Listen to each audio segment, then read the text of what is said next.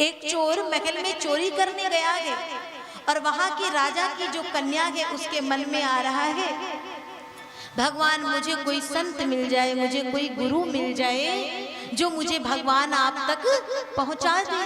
वो बात वो चोर ने सुन ली और चोर करने के आया था चोरी, और चोर ने जैसे ये बात सुनी ना, उसे लगा महाराज यही मौका है, यही पागल पागली है, इसी को फंसाया जाए। वो चोर आया और कहता है हमें भगवान ने भेजा है कि जाकर के इसके गुरु बन जाओ।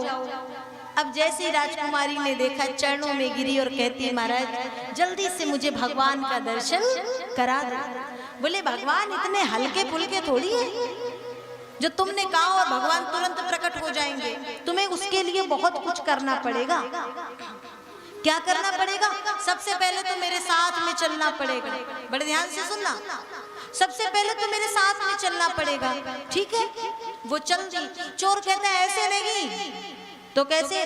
तुम्हारे पास जितना रुपया पैसा हो ना, जितने सोना चांदी हीरे जवाहरात हो सब भर लो, सबकी पोटली बना लो।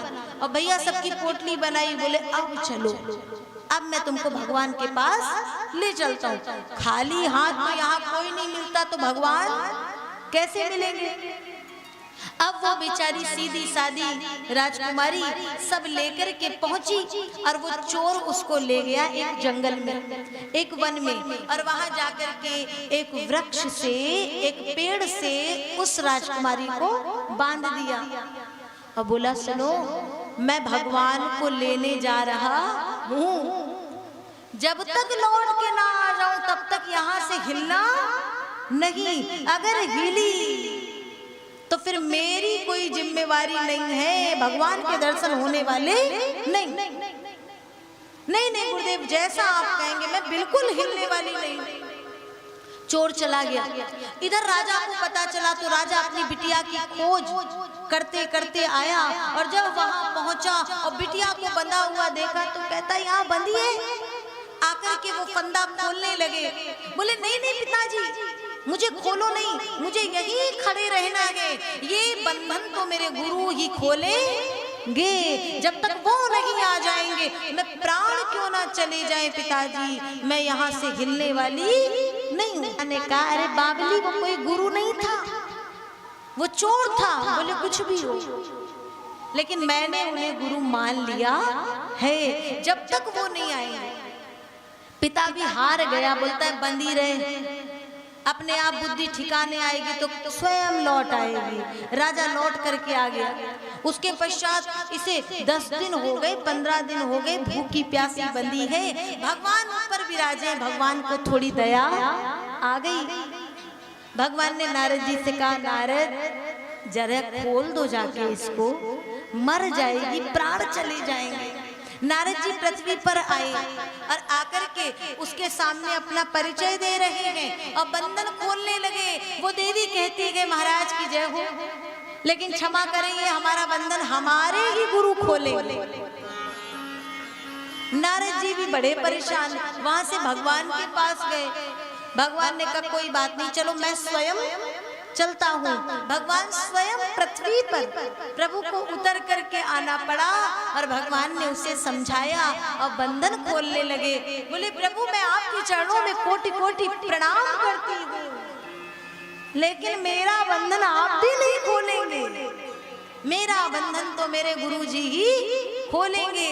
भगवान ने कहा नारद जाओ इनके गुरु जी को खोजो। बोले वो चोर है प्रभु, मैं उसे कहाँ खोजूंगा। बोले नारद तुम ये कार्य अच्छे ढंग से कर सकते हो, जल्दी जाओ। अब भैया नारद जी गए, दौड़ लगाए, खोजना आरंभ किए। वो चोर कहीं पीछे से अपने काम में लगा था। नारद जी गए और पीछे से आवाज लगाए ओ गुरुजी। अब गुरुजी, वो चोर पीछे पलटा, बोले चलो शिष्या चेली तुम्हें याद कर रही है। अब नारद जैसे संत को पृथ्वी में देख करके वो चोर भी बिल्कुल चकित रह गया, आगे चरणों में गिर गया और कहता महाराज आपको तो पता है मैं कोई गुरु नहीं हूँ, मैं तो चोर हूँ, ये चोरी का काम करता हूँ। बोले तू चोर गए, लेकिन उसने तुझे गुरु मान लिया है, चलो भैया उसका बंधन खोल दो। चोर जैसे ही आया और भगवान को देखा ना, ऊपर से नीचे तक पसीने से तर बतर, और आकर के वो चेली राजकुमारी का बंधन खोलने लगे। तो राजकुमारी जब बंधन मुक्त हुई तो एक तरफ तो अपने वो चोर गुरु की ओर देख रही है, एक तरफ भगवान की ओर देख रही, और तब उस राजकुमारी ने कहा, गुरु गोविंद दो खड़े अब काके लागो पाए, अब बलिहारी गुरु आपकी जो गोविंद दियो दिखाए। सरकार, चोर जैसा गुरु भी क्यों ना हो, लेकिन अगर श्रद्धा और विश्वास उस शिष्या की तरह है तो वो गुरु भी, वो चोर गुरु भी भगवान का दर्शन करा देगा।